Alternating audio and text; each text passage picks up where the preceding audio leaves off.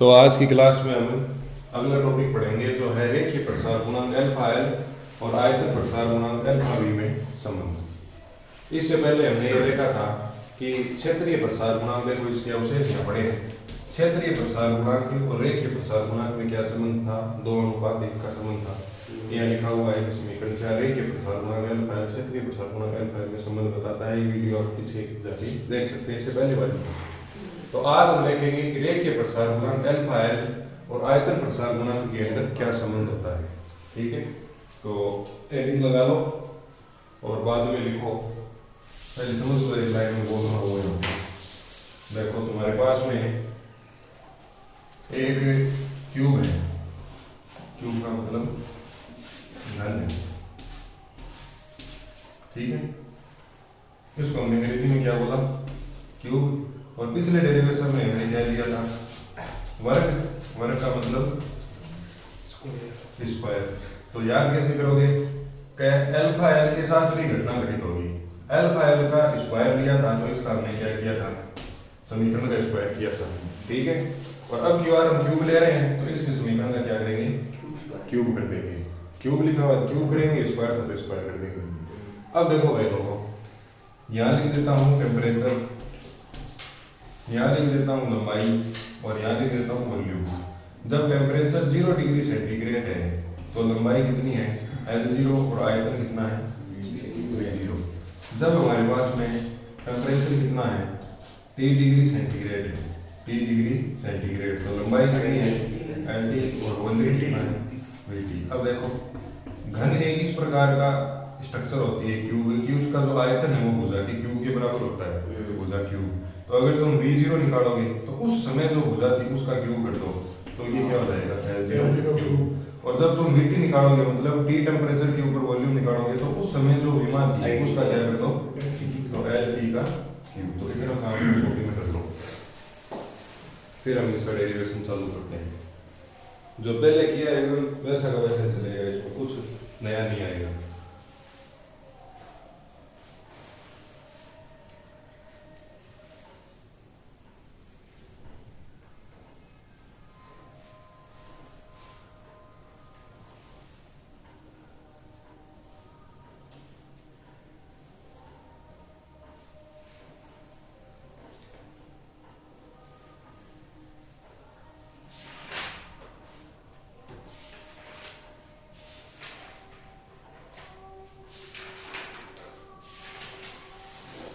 लिख दिया क्या भाई लोग?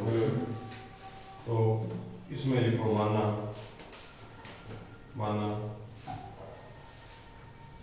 T बराबर 0 डिग्री सेंटीग्रेड पर, माना T बराबर 0 डिग्री सेंटीग्रेड पर ठोस घन की भुजा L0 है। ठोस घन की भुजा L0 है तथा T डिग्री सेंटीग्रेड पर ठोस घन की भुजा LT है एवं इनके आयतन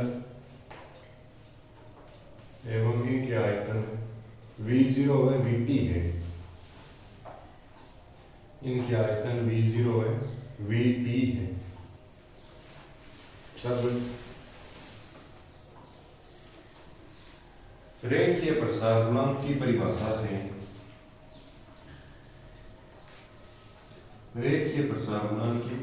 से हम जानते हैं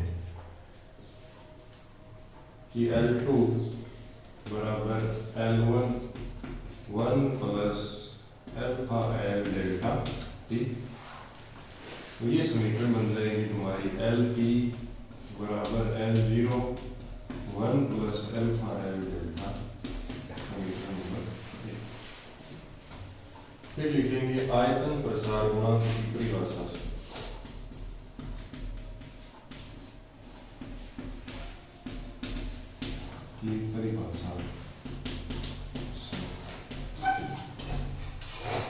तो भाई लोगों आयतन प्रसार गुणांक में हम जानते हैं v2 बराबर v1 1 plus alpha v delta. तो इसको लिख देंगे vt बराबर v0 1 plus alpha v delta.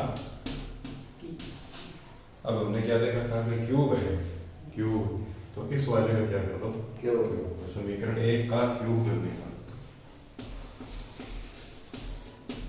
समीकरण 1 का घन या क्यूब करने का,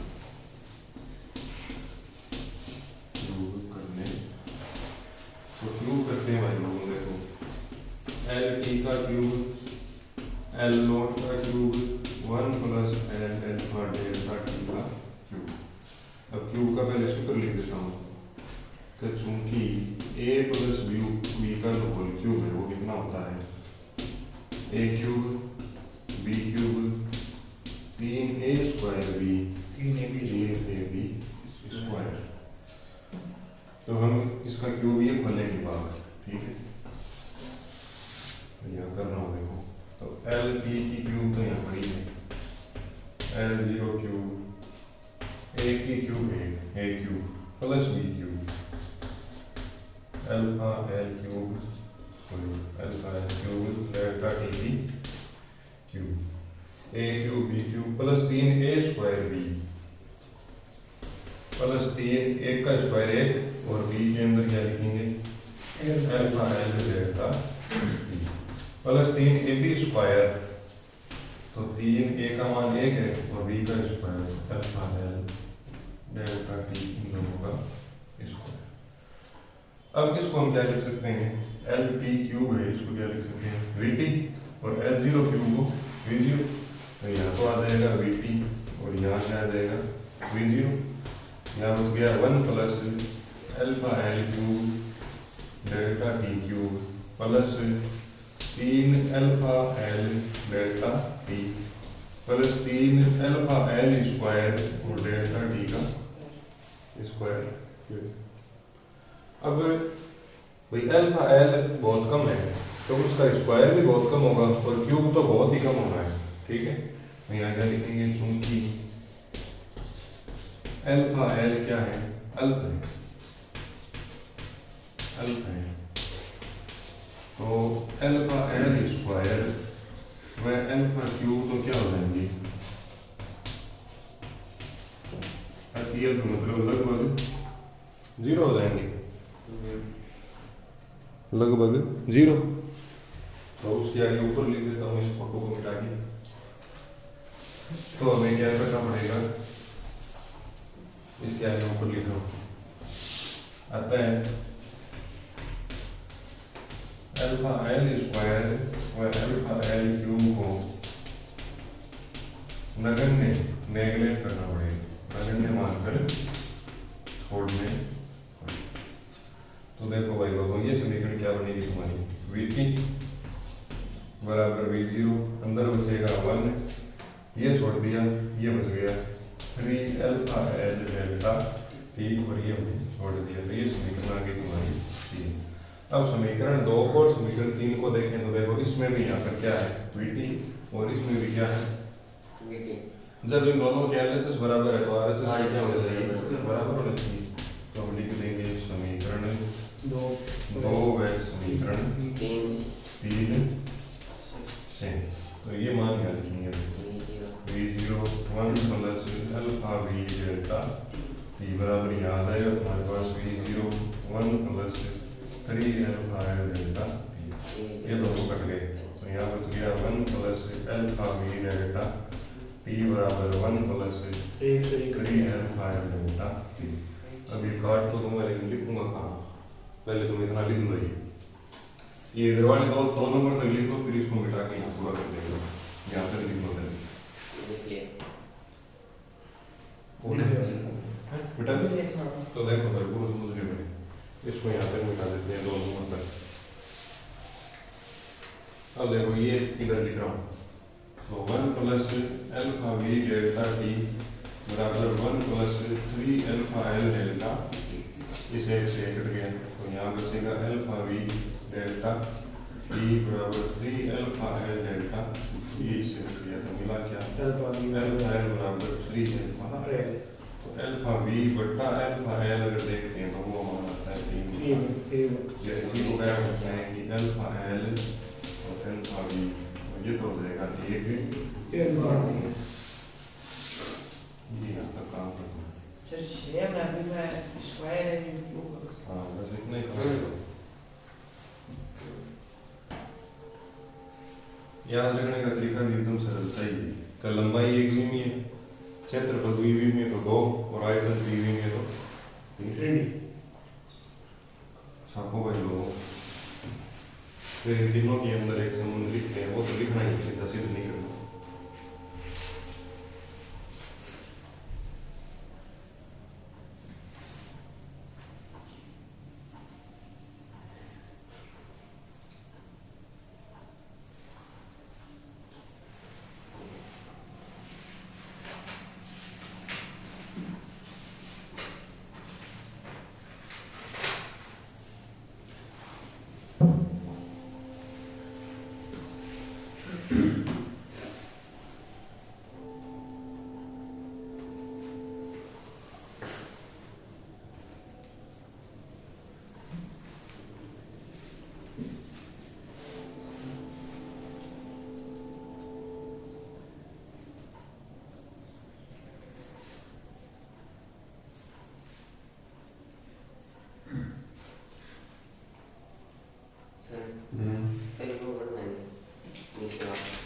पहले ये फिर ये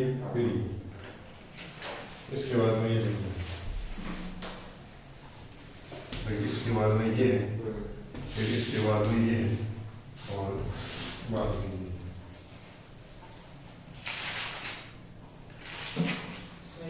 सीधा सीधा आता है क्या संबंध ज्ञात करो हाँ तीनों में संबंध याद करो तीनों कितने नंबर ये ज्यादातर बड़ा प्रश्न नहीं पूछा जाता एक नंबर का पूछते हैं लास्ट में संबंध आएगा तीनों का वो पूछते हैं कई बार ये पूछ लेता है खाली इन दोनों का पूछ लेता है तो जो अपने हेडिंग है रेखीय प्रसार गुणांक अल्फा एल व आयतन प्रसार गुणांक अल्फा वी में संबंध ज्ञात करो तथा सिद्ध करो कि अल्फा एल अनुपात अल्फा वी 1:3 होता है 2 नंबर या 3 हैं 3 नंबर 3 नंबर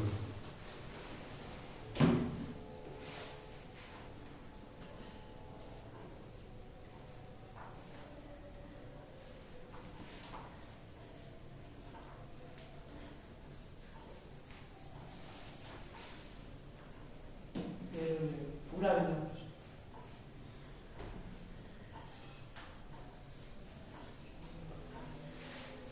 इस क्यूब वाले डेरिवेशन में तुम्हें सिर्फ सुमिता भुलेर काम दिखा मैं नहीं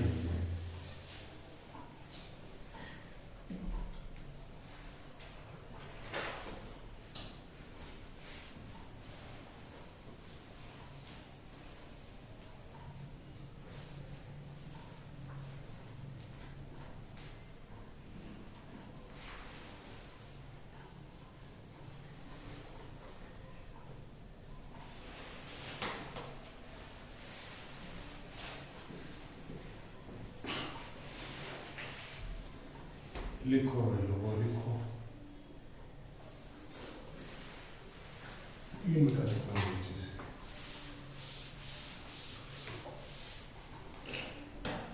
अगली हेडिंग लगाओगे एक लाइन का उत्तर आएगा उसमें अल्फा एल अल्फा ए व अल्फा वी में संबंध अब इन तीनों के अंदर संबंध बना है इसमें हमने क्या देखा था कि अल्फा एल और अल्फा ए का जो रिलेशन है वो कितना आता है 1:2